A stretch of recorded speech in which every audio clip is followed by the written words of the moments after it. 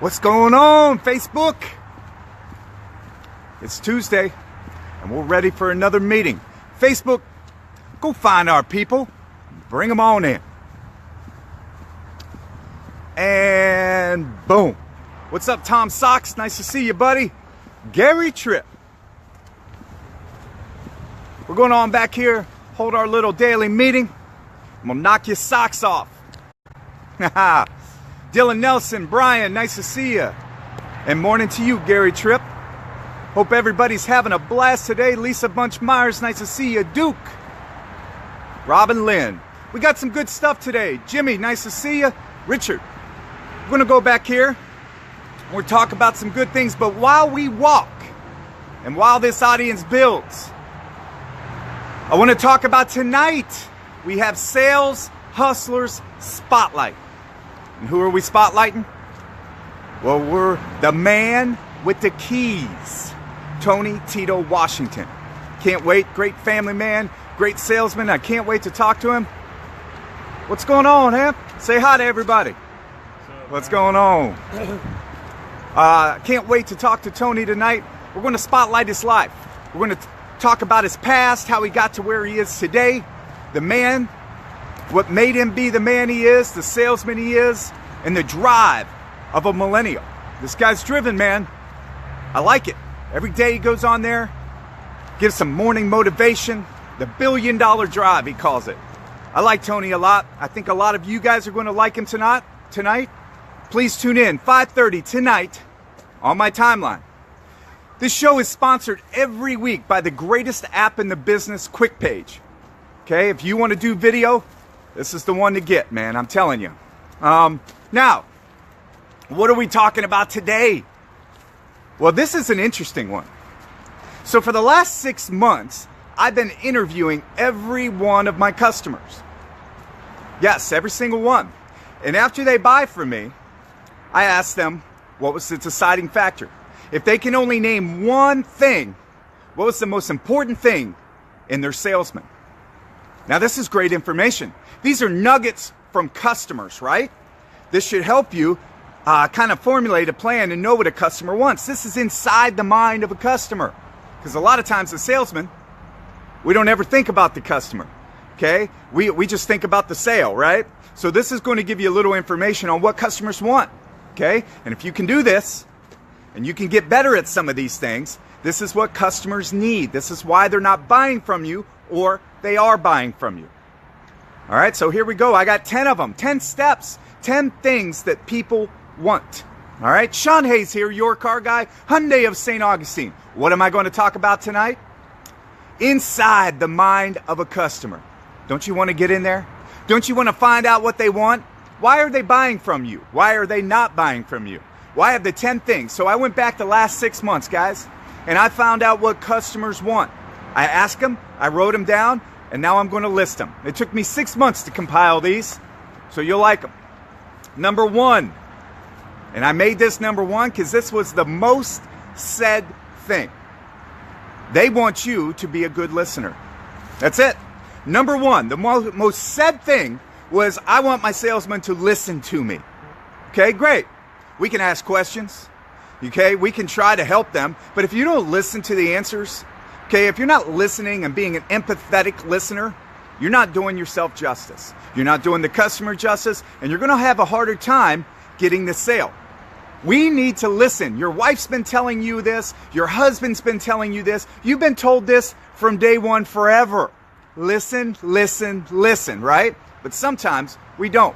We move ahead in the process so quickly because we smell a deal or we sniff a deal or we're excited and we forget to take the time to listen. This is so important that I made it number one, because you cannot solve a person's problems unless you listen to the problems. Okay, I can't give an answer if I didn't hear the question, right? Well, that's it. We have to be better listeners. So number one is listen and be empathetic in your listening. Number two, I was surprised about this one. This one came up the most. Time management, efficiency. Customers are screaming they want the process quicker. Okay? They hate the old process. It shouldn't take 4 hours to buy a car. And customers are telling you, and that's why they're going online, and that's why they're doing some of this stuff. They're not just going online because they want pricing. They're going online because they don't like our process inside our dealerships, and they want them to speed along. Okay, so when a customer gets to your dealership, the efficiency that you can do that sale is very valuable to a customer. Time is the only thing they have. They want as much time as they can. It's the only thing we can't get back. So if you can make the process more efficient, okay, your customers are going to be happier. They're not going to want to go online as much if they know that they can get in here, streamline the process, get them in and out of here at a timely manner. There's no reason to take an hour to go in finance. There's no reason it takes 4 hours to purchase a car. There's no reason a customer sits in your showroom, looks around and says, what is going on? Why does it take so long? Why do they have to go back and forth, back and forth, back and forth? Why do I have to sit here and just look around? People don't like it. They're screaming it. In fact, I heard somebody the other day said, you know what? I'll pay more money if you can give me back some of my time. I will pay more money for a car, okay, if you can get me in and out quickly. Wow. That was a light bulb to me. That's what they said. They said, you know what? I didn't get you because you were the cheapest. Okay, now this isn't always the case, but this is the case with this one person. You weren't the cheapest, Shawn, but I know I can get in and out of here in an hour. All right, so it's worth it to me to pay a couple $100 extra to know I'm getting a professional salesman who's going to get me in and out of the process quickly. All right, so efficient time management. Number 3, honesty. Woo! Now, I have to preface this by saying I think we get a bad rap in this industry. There's not a lot of dishonest salesmen out there. Not that I've met. Okay, maybe there is. Okay, but I think that's just more of a bad rap. But there still are some people out there that aren't straight shooters. You know, our whole process is built around being kind of shady, guys. Let's be honest, all right? You know, when somebody asks an interest rate, you're like, we're scared to answer that, okay? What's in the payment? You don't understand what I'm saying? So to a customer, they think our business in general is a little dishonest. Now, you can stand apart. You can be an amazing person to them if you are a straight shooter. You know what? Here's something for you. I've actually lost business before because I was too straight, and I'm okay with it. Because here's the thing. If I would have got that business, okay, would it have been worth that $150 I made when they come back and they find out that I was dishonest about it? I mean, why would you even want to put yourself through the trauma of the heat of that? Okay, I don't. It's not important to me. And look, at the end of the day, if I have to lie to get a customer, that customer's not worth me getting. All right? I would rather them go somewhere else, find the car they want from somebody else that's going to lie to them. All right? I would rather somebody else be the guy that they lie to instead of me. There is no amount of money.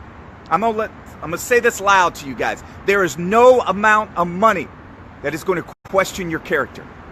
You can't get that back. It is something I built for a long time. I do not want to lose it. Okay? My character is too important, and yours should too. Make sure that you're straight with customers. Be honest as you can. All right? Number 4, I was surprised about this. Knowledgeable. Yeah. There's a lot of salesmen out there not knowledgeable. Shawn, we bought from you because you know the most about your product. Wow. Well, how is that? How are you selling cars in today's age when you don't know your product? That doesn't even make sense to me. Okay? Listen, the only reason people buy cars are 2 reasons, right? They either have a problem or they just like to spend money. What I've come out in 10 years, those are the 2 things. So if they have a problem and you ask the right questions, but you're not knowledgeable enough to help them, what's the sense of you being here? Okay? I can pay anybody, train them, okay, to do your job. Your job is to be knowledgeable. That is it. That is one of the most important things, is you have to know your product so you can land them on the right car. If they say, well, Shawn, I want a sunroof, but I hate this, okay? I need this, but I don't want this. You need to go, ding, okay, I know the right car for you. Hold on. Sit right here while you sit in the AC. I'm going to pull the car up, the perfect car for you, okay? That is going to separate you. Knowledgeable. Knowledgeable about the process, knowledgeable about everything to do with the car. Know your product. Know the process. Okay, guys? Knowledgeable. All right? Number 5, they want to connect with you. This is important. They want to be able to connect with you. You have to build rapport. You have to be good at this. Okay? People don't just want to buy a price. They don't want to just buy from a dealership. Now, don't get me wrong. People want good deals, but they buy from you. They want to have a connection with you. They want to have a long-term connection with you. They don't want it to just be a transaction, okay? And so many times, that's what it is. So guys, think about this. Understand that customers want to build a relationship. You have to go out of your way to not be a transactional salesperson. Build the rapport, connect with them, have a long-term commitment, all right? I'm telling you, this was one of the things that people said. Now, let me retrace here real quick. I'm halfway through, all right? So I wanted to make sure that you know this is in the mind of my customers. I took a poll for 6 months, and this is what all the people that I sold cars to said. Number 1, be a great listener, okay? Number 2, be efficient with the process. Do not keep me here too long, Shawn. I will pay more if you get me through the process quickly. Time management. Number 3, honesty. Be a straight shooter. Tell them how it is. If it isn't going to get you a car deal, it's probably still not worth it to lie to them, okay? Number 4, you got to be knowledgeable on your product, guys. You can't land them on the right car. You can't solve their problems. You cannot be the solutions provider if you don't know your product or the process. Number 5, they got to connect with you.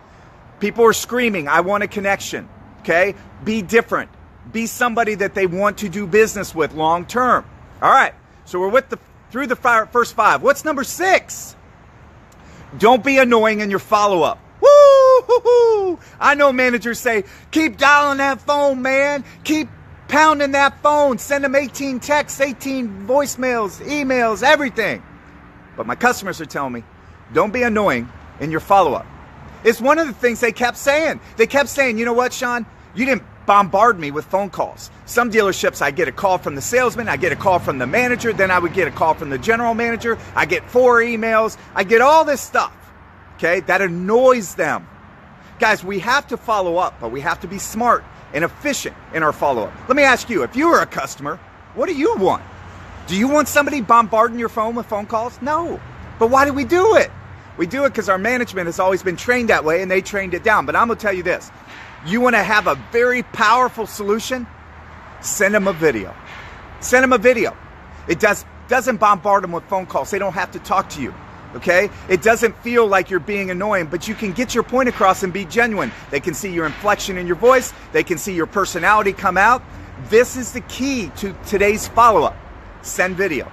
I go outside. I hold my camera up. I say, guys, it's Shawn Hayes. You came in the other day, man. It was a pleasure to meet you. I think I have the perfect car for you, but I don't want to bother you. Why don't you do this? Text me back if I can help you. Boom, that's it.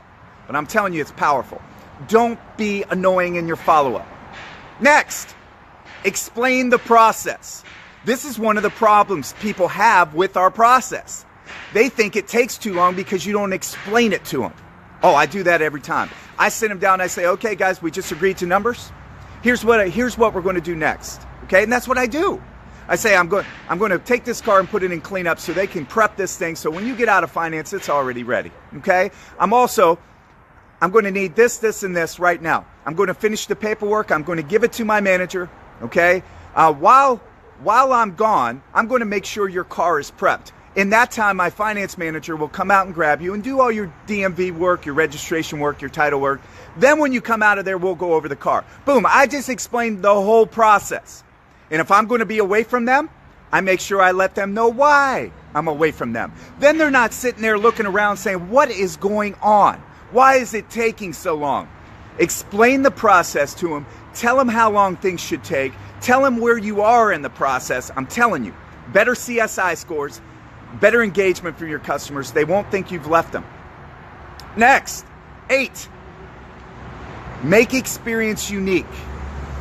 One of the things customers say to me a lot is that I make it unique, okay? A lot of times they go to dealerships, they're roaming around the lots, okay? It's hot, okay? The salesman doesn't really know the product. He's like bebopping around. They have no structure. Okay, I want to make it unique. I want them to come in. I want to handle everything. Don't worry, guys. I'm a professional. I'll take care of it. You sit here, relax, take a cold drink, take a load off. I'll go take care of everything. Okay, get them on video, take pictures with them. Okay, send them my picture. I mean, make it unique. Put a bow on the car after they're done. You got to do things a little different. Okay.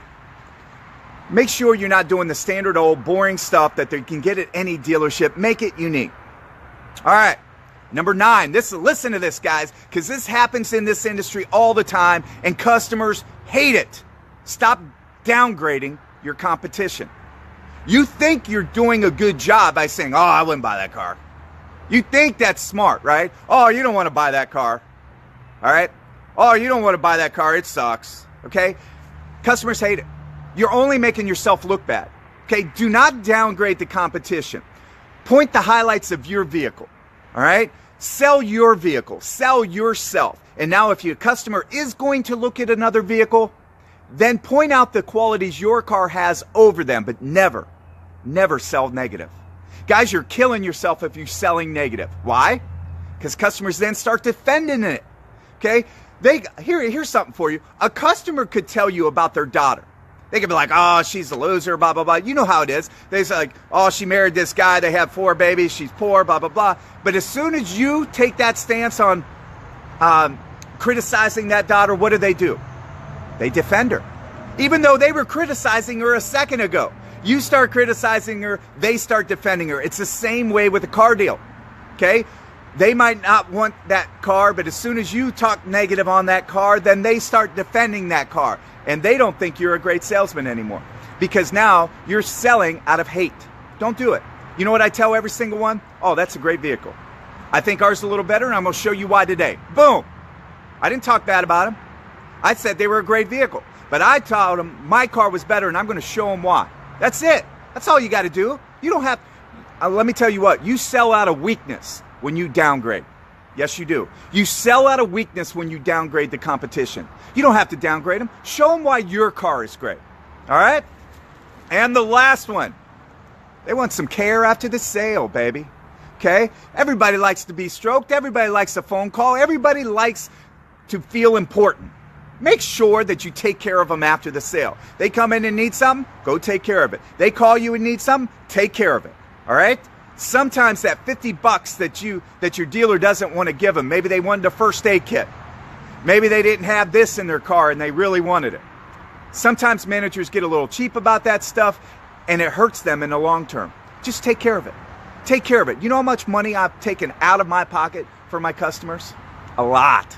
A lot. But you know what? That's going to keep me with that customer for a long time. They come in and say, Shawn, the car didn't have this, and my managers don't want to buy it. No problem. I go to parts. I'll buy that $35 thing. Okay? Why? Why am I going to waste all that good stuff that I just built with them over $30? You know what I'm saying? Think about this. Dealerships and managers and salesmen, care after the sale is the number 1 thing to get them to come back. All right? Guys, I hope these things helped you. I'm not going to go over all 10 of them again because the thing's been long, all right? So I don't want to hold you up anymore. I do appreciate everybody's loyalty every freaking day. Please, get this out to your friends. Get this out to the masses. Help me out, spread my message, all right? I appreciate you. Shawn Hayes here, your car guy, Hyundai of St. Augustine. I make car buying easy.